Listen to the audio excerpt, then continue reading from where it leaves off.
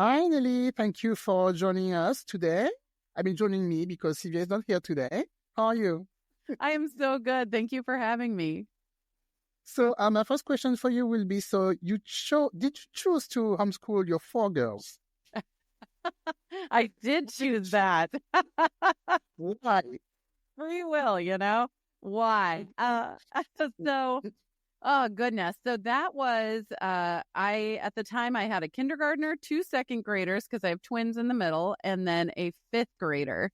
And we had really, we had just done stuff with my oldest, especially as so you and, your listeners can relate to. When she was small, I would just teach her things, right? And I didn't know any better. It was just the two of us for at least 2 years anyway, before I got pregnant with the twins.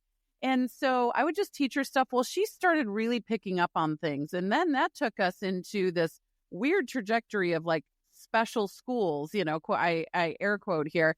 And my husband and I are just public school kids, through and through. And so this whole world of, oh, she can't, we took her to one school and they said she can't come here because she's already surpassed everything that people have done, all the students. And I was like, well, where do I take her now? I wasn't one of those parents that was like, well, of course she can, right? She's special. I was like, what do you mean? Like, I don't know what to do. So anyway, all that to say, our journey in education has been topsy-turvy, year-by-year assessment, to say, the least. And so she went from private schools to special schools to public because let me just tell you that those private schools, they have a hefty tuition. And I had 3 kids coming in behind her. And I look at my husband and I'm like, we're going to have to live in a box. We're just going to have to live in a box if we're going to be paying these school tuitions. So we put her into public, but it really wasn't a good fit for her back then. So, and I saw the same thing starting to happen with her sisters. And so we moved across the country just for quality of life.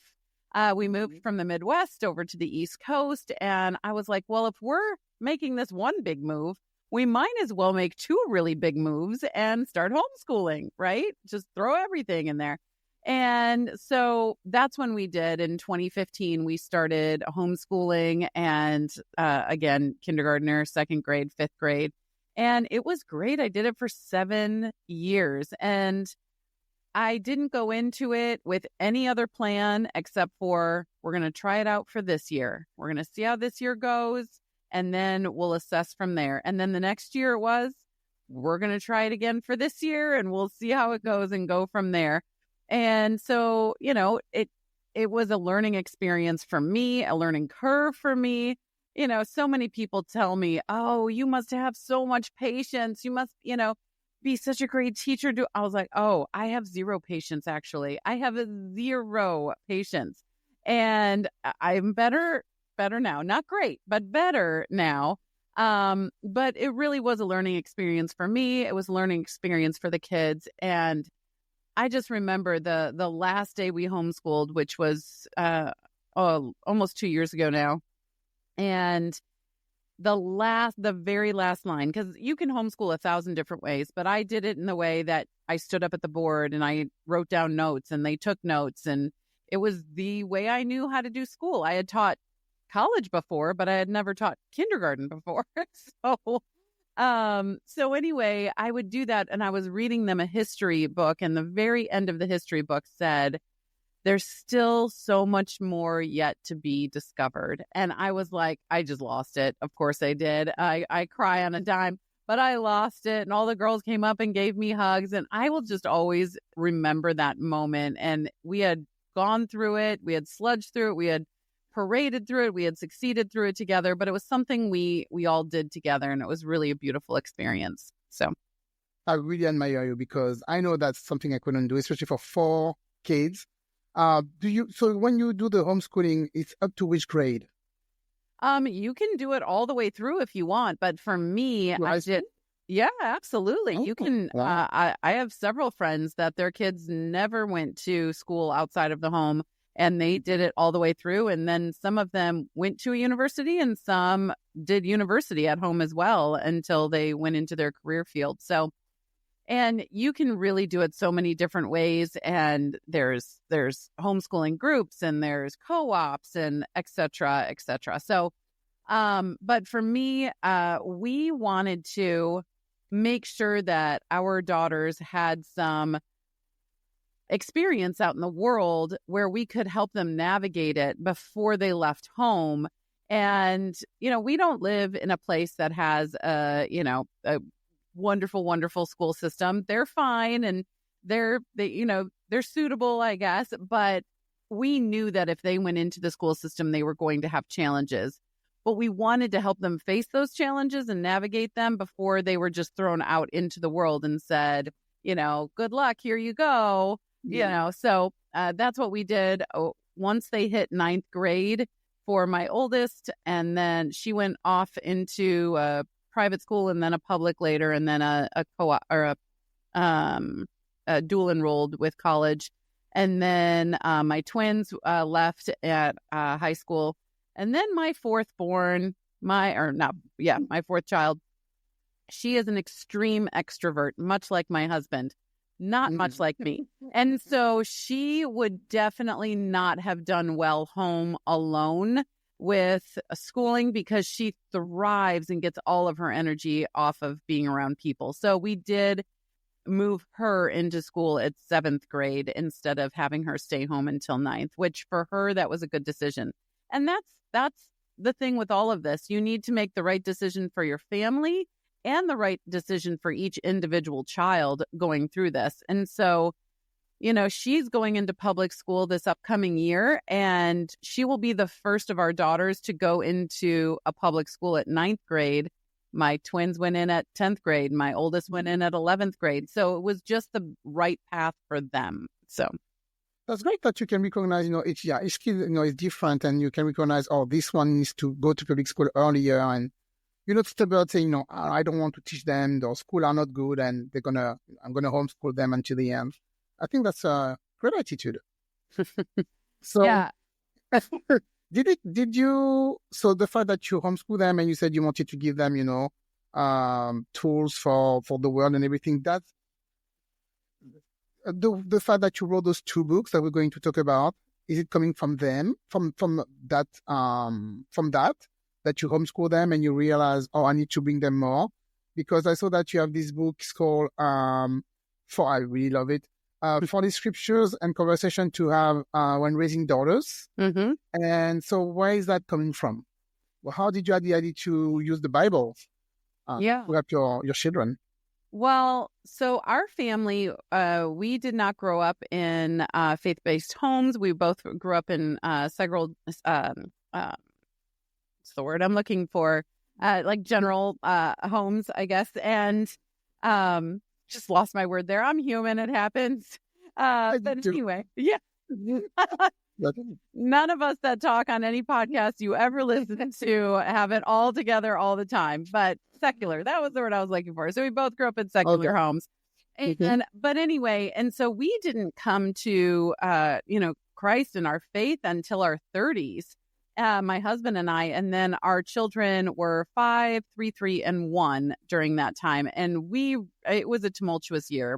We almost lost my husband that year. We almost lost one of my daughters that year. And then someone invited us to church for Christmas. And it really started changing. But I was reading the Bible and I was like, this is the wisest book ever. It was just part of the learning process and coming to know Christ.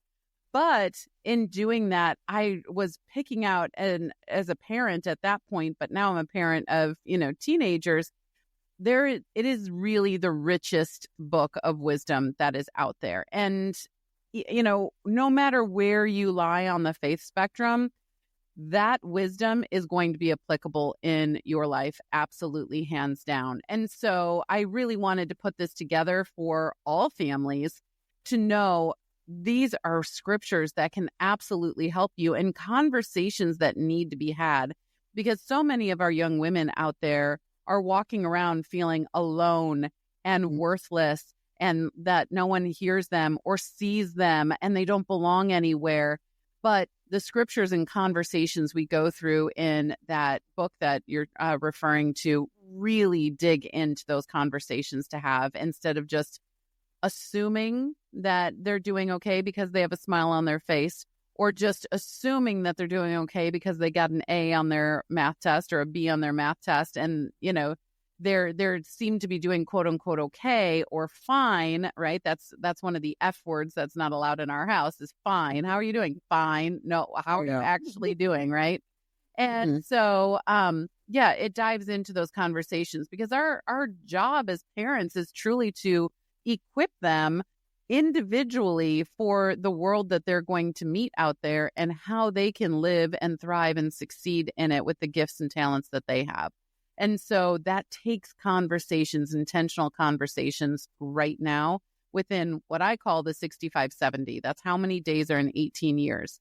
And so that 6,570. And usually by the time people are even cognizant or aware that, hold on, they're not going to be babies forever. Hold on, we're not just going to be this family unit, forever and ever.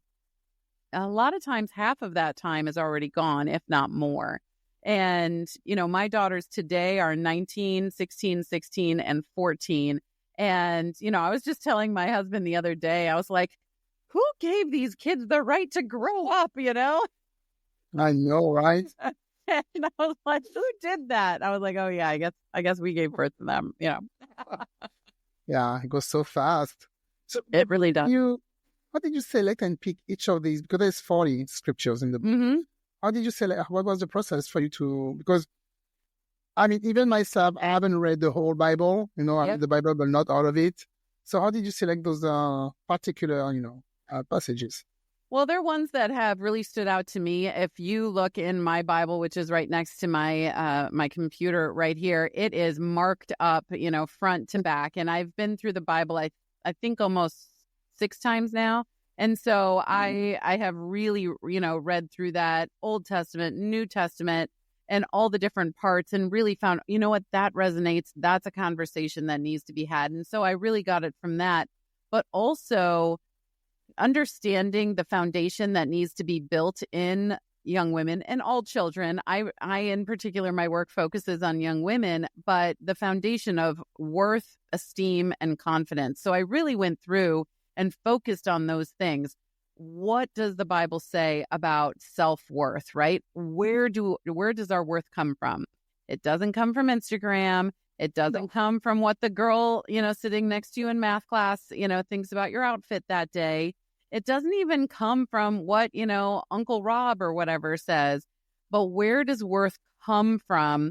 And how do we actually grow it from the inside out instead of the outside in? So that was part of the inspiration for those scriptures. And then the next one would be esteem, which is value and appreciation of self.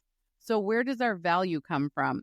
It is different than worth. Where does our value come from?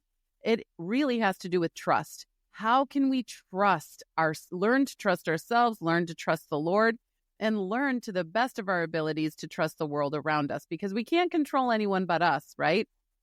But how can we know how we can trust others? So that is part of the esteem. And then confidence is all about equipping yourself with tools that work specifically for you so you can do what you need to do and believe in yourself that you are on this side of the bridge. There is some sort of challenge, some sort of discipline, what have you, that needs to happen. And then you can get to the other side. You can look at that bridge and say, I know this lies in front of me, but I know I can get to the other side.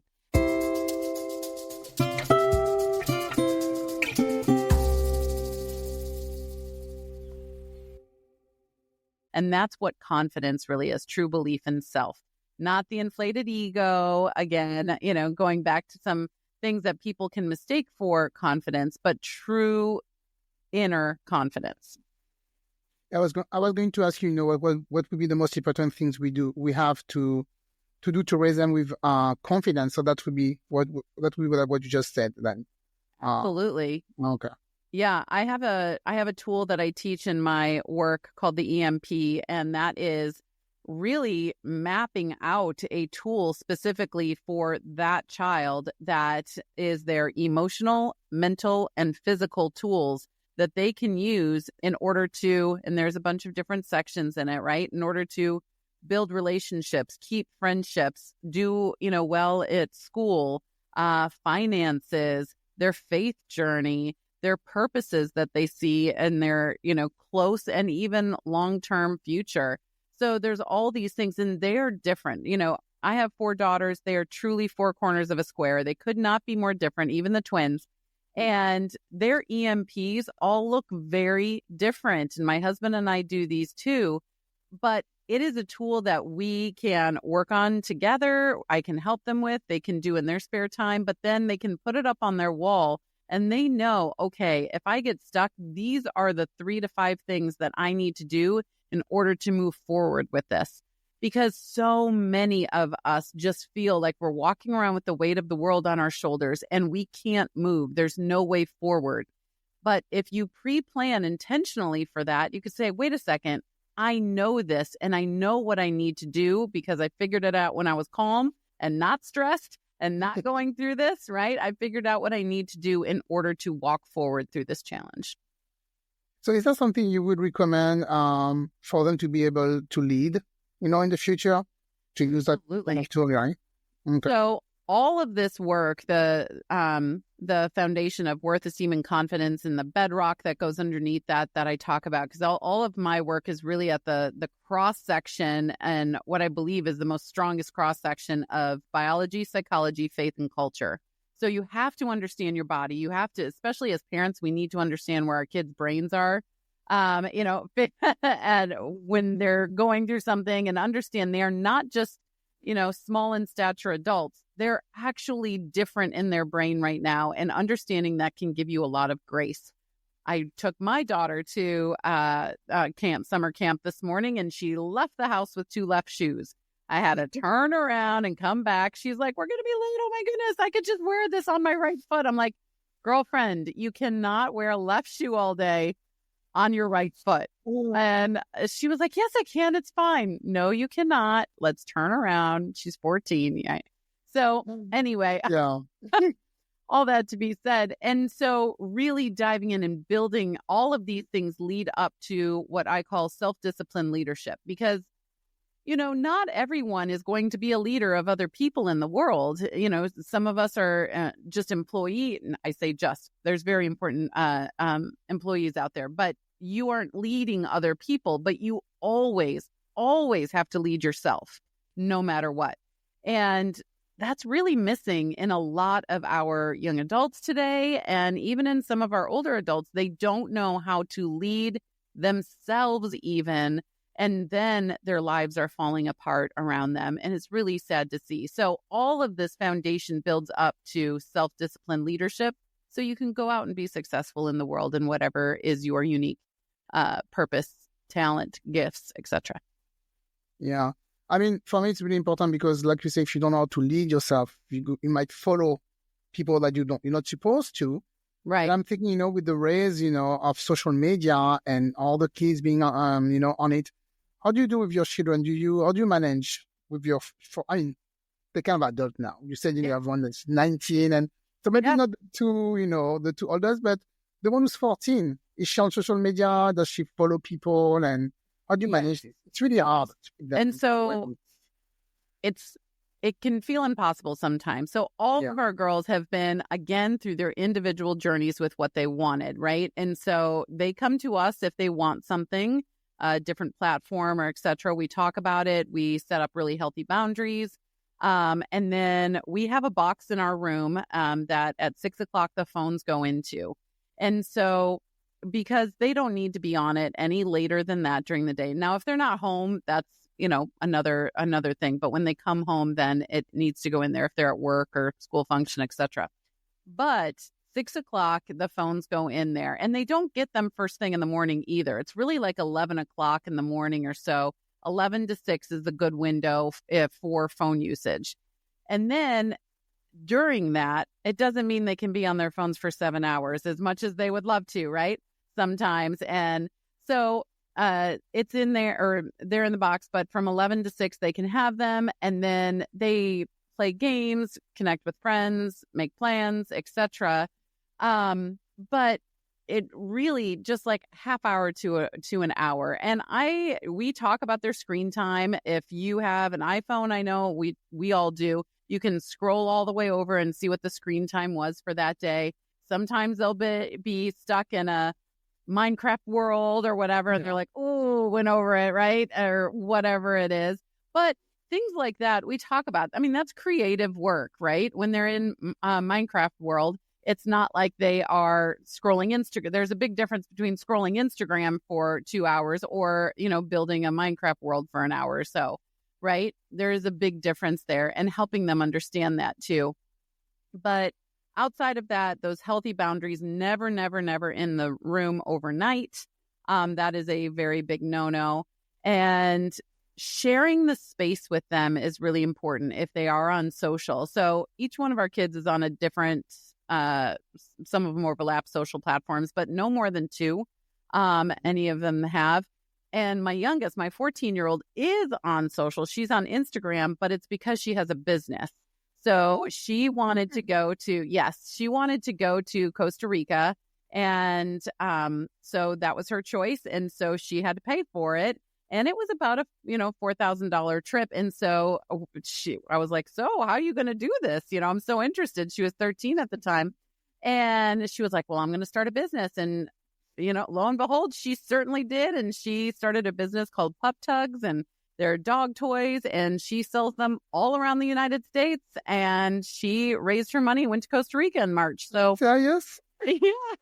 Wow, I'm very impressed. I'm very impressed.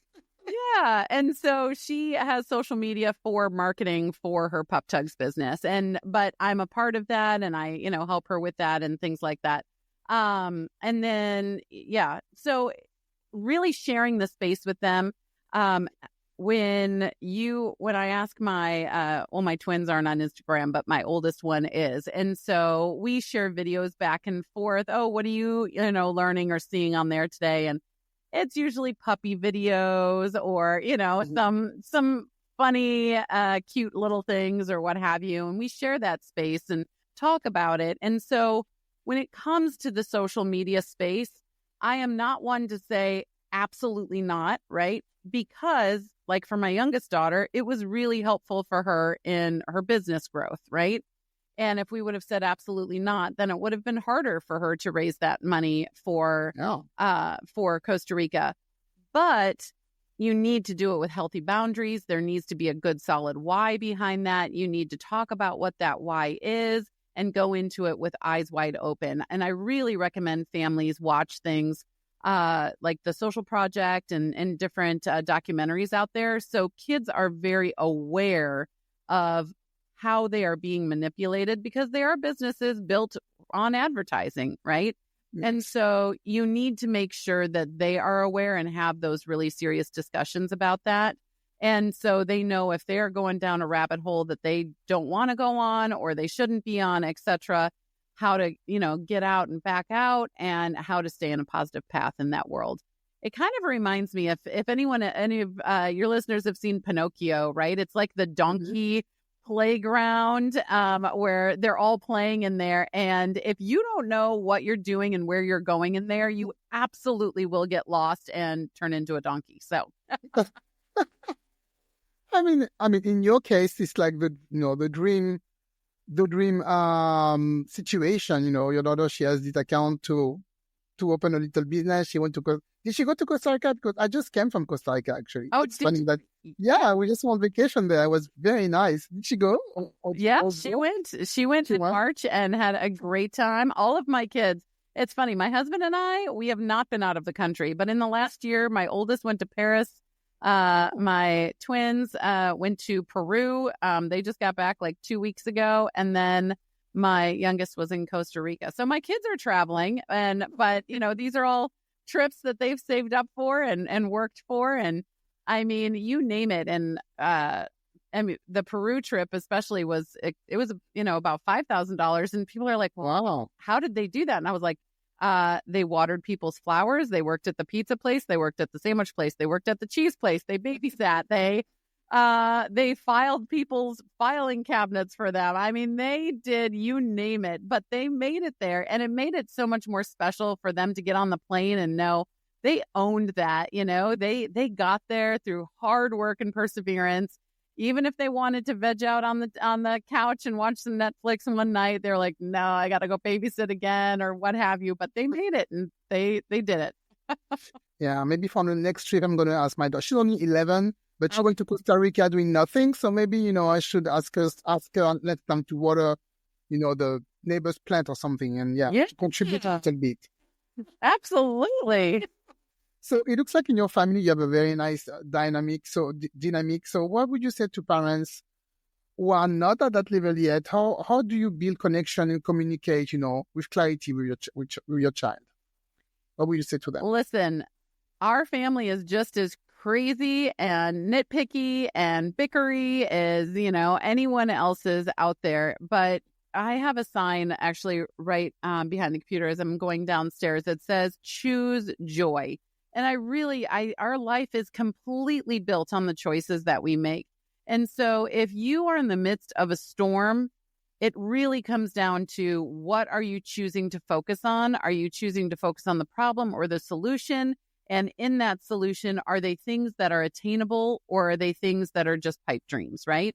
So you want to focus on things that are short-term goals that can be done. So just an example, if you have a child that is not talking to you right now and there's a communication barrier in there, you can say, my goal today is just to get a hello, right? My goal today is just to get a hello. And you have to do your part. They need to know that you see them so often. The pillars of worth are to be seen, heard, loved, belong, and have a purpose. And our kids need to absolutely know that we see them and hear them and love them and they belong here and they have a purpose here as well. If you look at any issue that any young adult or teenager has brought to the surface, or if you watch the news, it is always, and I say that, I've never seen one that is not. So there might be one out there. I don't know. But it is always the antithesis of one of these, right? I don't feel seen. No one sees me, right? Yeah. No one loves me. I don't belong anywhere. I have no purpose. Why am I here? Right? No one wants to hear what I have to say, right? That is always, that seems to be what is always cooking there. So if we can, in our homes, teach them you are seen, heard, loved, belong, and purpose, and teach them how to find that inside out, God out from the inside out, then we are really setting them on a positive path. So my point in saying that is when they come into the room, put down your phone, put down what you are doing and look them in the eye and say, hey, so-and-so, say their name. The brain has this beautiful light up feature when our names are used. So not just hey or hey you or whatever it is, but hey, the name, how are you, right? We have to lead as parents. What I teach is take the lead, right? We need to love and lead them to a place where they love and lead themselves. So if there is a conflict, even though it is 99.9% their fault or lies on their shoulders, we have to own our part and we need to take the lead towards solutions so they learn in the future how to do that for themselves. So just put whatever down, say hello, say their name. Don't get defensive, even though that is my go-to reaction. So I completely understand any of your listeners that are like, yeah, but they're just so rude. And I'm like, I get it. But just understand that you are on a very short path, the 6570, right? 6,570 days.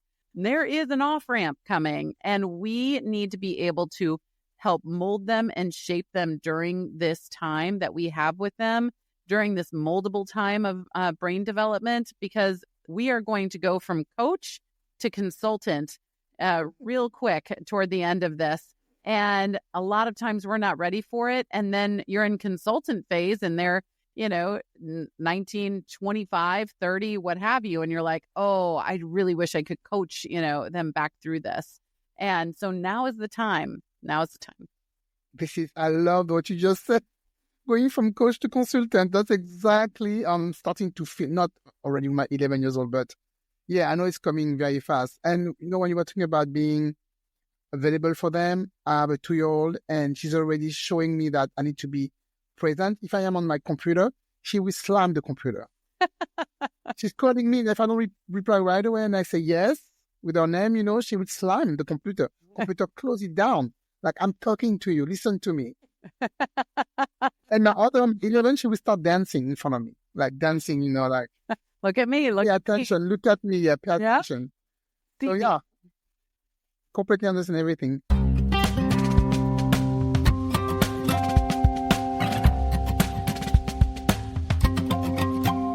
Can you tell us, you have another book that I saw that you wrote, No Problem Parenting Book. Mm-hmm. Is it everything you just told us about? Is that some extracts or? Yeah. Can you tell us about this book? Or can you help us? Problem Parenting is, it's right back there. I always have that one on. But No Problem Parenting is a book I co-authored, and all of the pillars of worth are in there in the section that I wrote about. So yeah, that is a fantastic book. Heavily recommend. And that is where you will find the pillars of worth. And then this year I am working on my first solo book, actual nonfiction full solo, not just a scripture journal. And not that the scripture journal is anything to scoff at. It's a great book.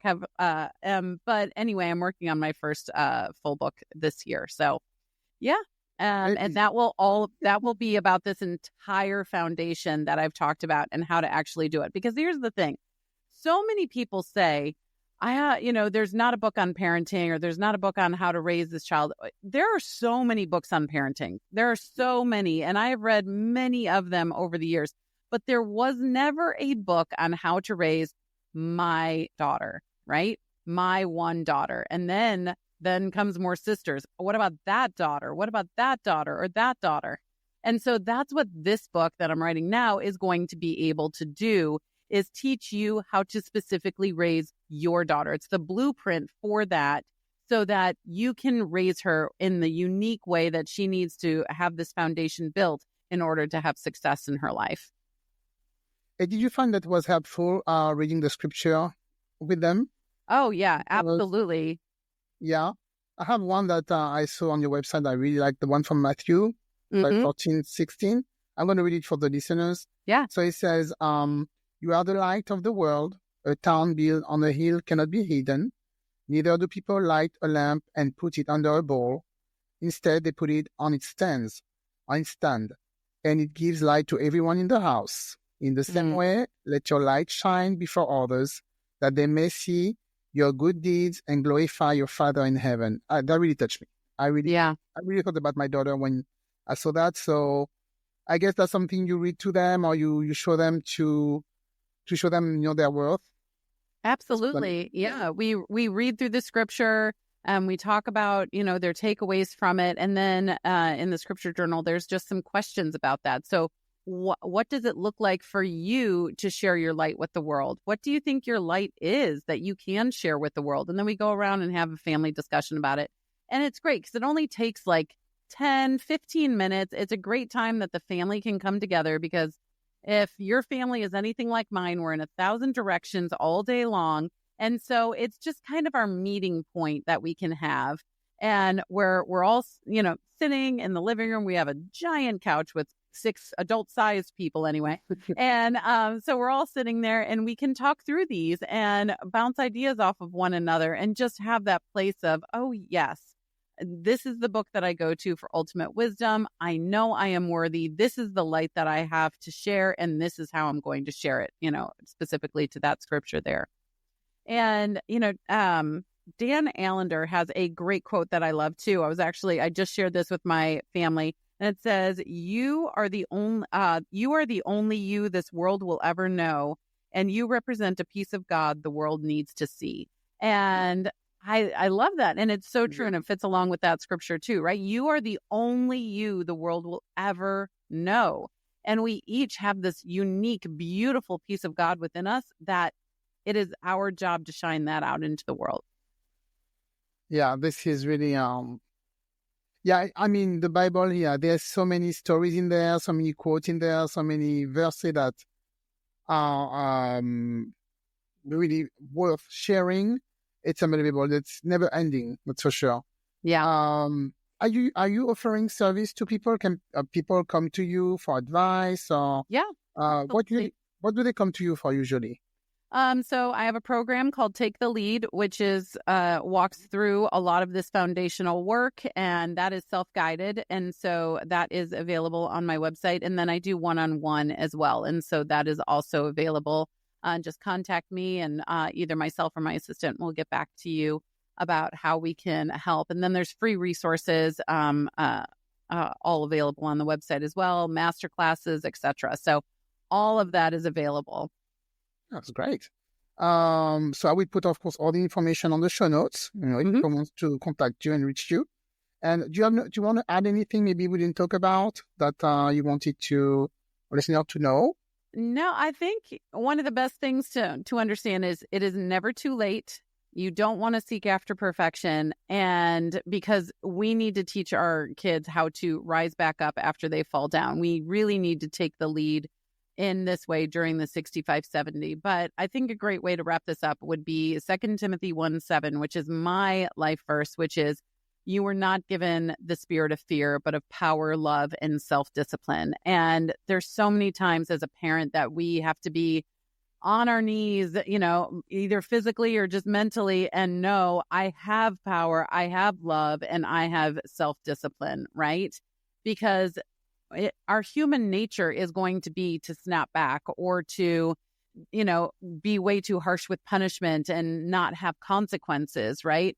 One of my daughters is going through a consequence phase right now, and she kept referring to it as a punishment in the beginning. I was like, this is not a punishment. This is a consequence. This is something to positively build you toward where you need to be.